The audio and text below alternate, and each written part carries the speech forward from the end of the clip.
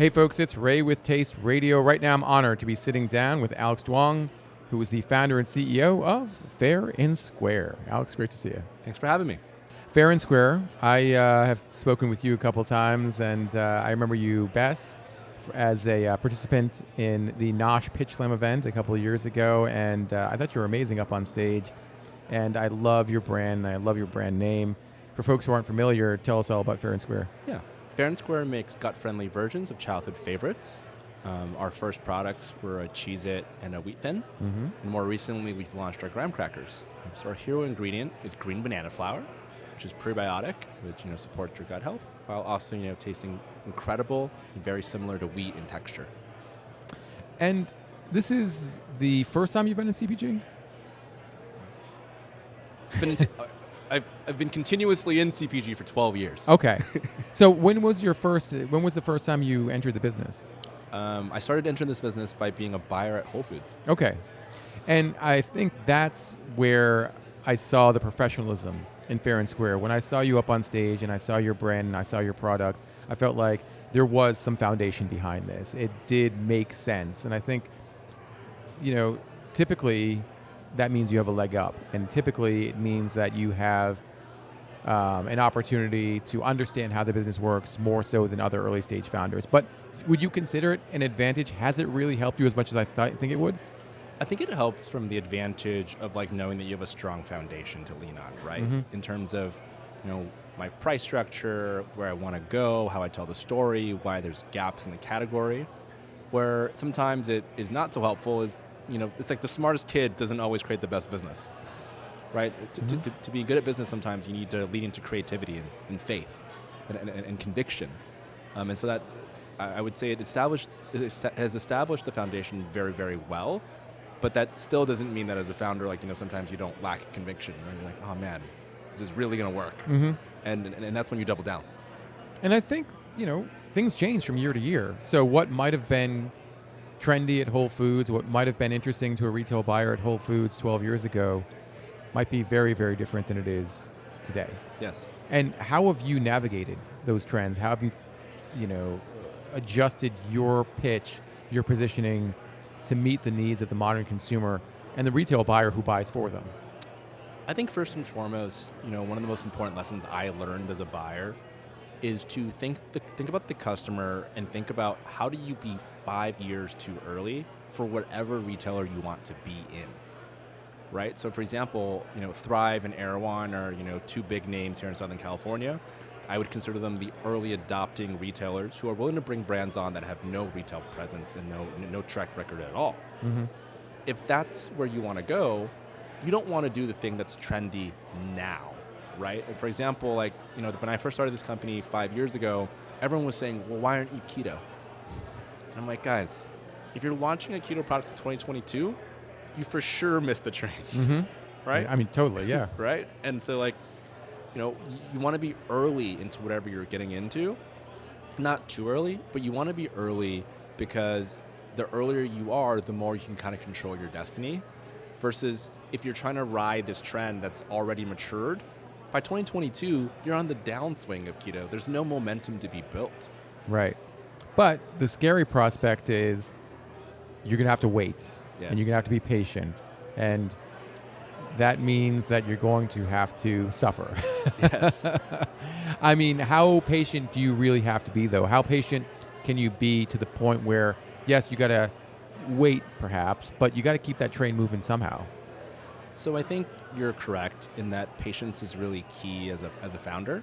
I would say, how patient you're willing to be is probably correlated with how much cash you have to burn. Sure. Right? Because you can accelerate things in your impatience if you have a lot of money to burn.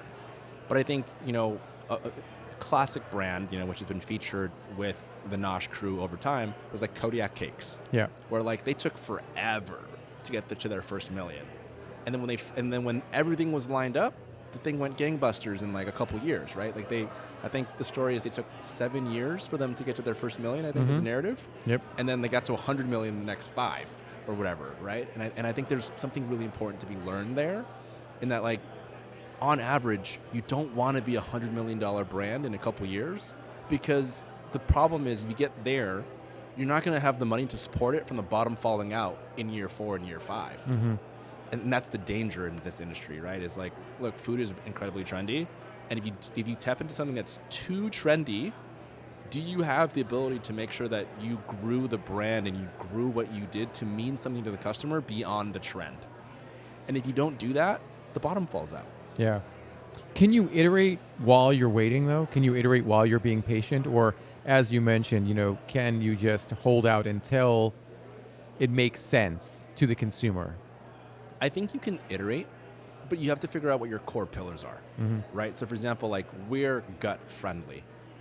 I think you can iterate to the sense that you can change the ingredients potentially, you can change the mix, you can change the flavors, but I can't be like, you know what, we're going to go full gluten. Because then Sure. you've lost the core that makes you different. We wrangle with this a lot in terms of our messaging and in terms of like, okay, like, where do we cross, right? For example, one of the pieces that we've, been wrangling with a little bit more is, what is the communication like for allergen friendly, Mm-hmm. right? I mean, there's been a lot of brands, over the time, whether that's Partake in this generation, in previous generations, Enjoy Life. And look, Mondelez isn't stupid, Right. but they couldn't figure out how to make Enjoy Life any bigger. In fact, Enjoy Life no longer exists, basically, right? So you have to, I think there is this thought process of, is the thing you believe is your core big enough? And then, more importantly, I think in our souls and as founders, is it big enough for what we want?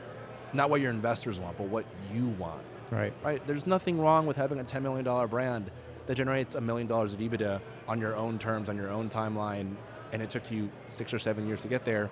You print $1 million a year. It's not the worst thing in the world. No, it's not. But we've been taught you have to exit and you have to get to that humongous number, even though it's extremely rare. It doesn't happen a lot.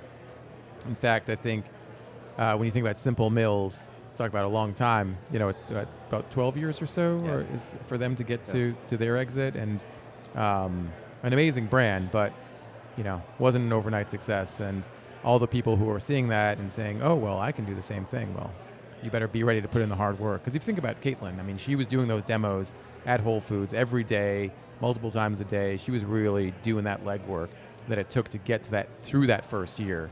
So, yeah, to your point, it's going to take time. But if you have a passion for it, if you love it, if you're willing to eat, breathe, do all the cliche things that people say, I mean, I really do feel like there could be a good outcome in the end. And if you're doing it on your own terms, as you mentioned, and I say this a lot, and investors have been telling me the same thing. What's wrong with having a $10 million, $20 million business? I mean, you don't have to have, the days of creating $100 million, $1 billion businesses, far and few between, and they always were, really. Yeah, and I think even beyond that, it's this conversation of like, why do you do what you do as a founder? Yes, exactly. Right, and I believe at its heart, the founders that have done really well in this space, on average, are activist founders. Yes. I'm doing this thing, basically, that I run as a for-profit, that are funded by like-minded investors who basically want me to signal to move the needle in such a way that the massive corporation that has a category and product similar to mine might innovate their product to be just a little bit better. Right. And that's way more impactful than any money that you could spend, right? Like, there's no, you could run a protest outside of Kellogg's facilities, Mm-hmm. and I don't know if that moves the needle as much as like proving that you can succeed selling a product in their same category. That's such a good point, Alex. And man, it just blew my mind right there. Thank you so much for doing what you do. And thanks so much for being with us on Taste Radio today. I really appreciate it. Good luck with everything going forward. And please let us know how things are going, because I'm seeing the future. And the future looks good for Fair and Square. Thank you. Thanks for having me. Appreciate it.